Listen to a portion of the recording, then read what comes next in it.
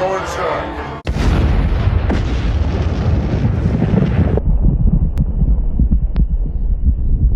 My memory is one of the reasons for studying the book in the future was that I'm now 40, so I was born in the early 60s, and to an extent, I think my generation tends to think of itself as children still, and as people with parents, and I remember wanting to do something about what would be the situation of our children, kind of the next generation. And this childlike thing, has this also something? There's one story and interviews men where the depressed person is always talking about their wounded inner child. Is that something that belongs together, or is it?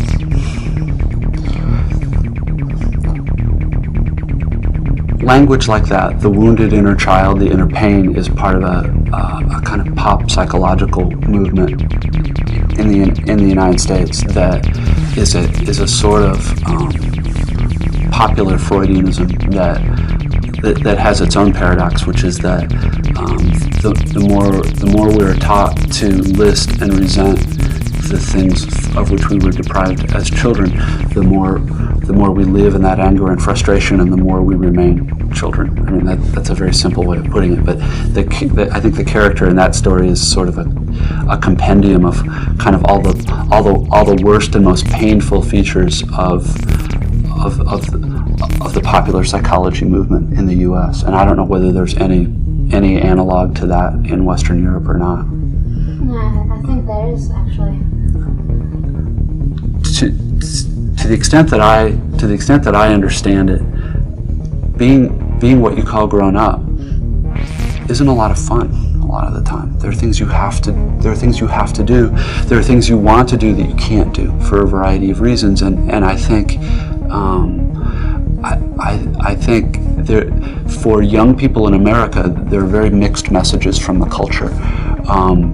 There's a streak of moralism in American life that extols the virtues of being grown up and having a family and being a responsible citizen.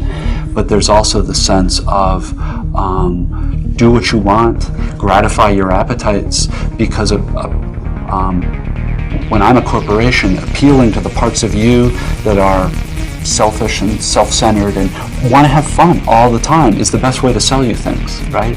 One's reduced to talking, I think, about general terms like being grown up, or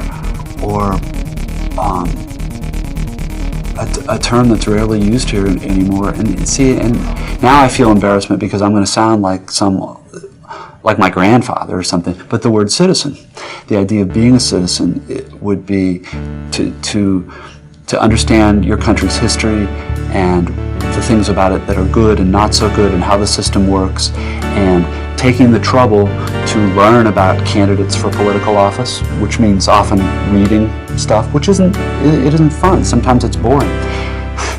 but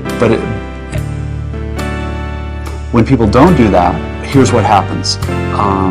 The candidates win who have the most money to buy television advertisements, because television advertisements are all most voters know about the candidates.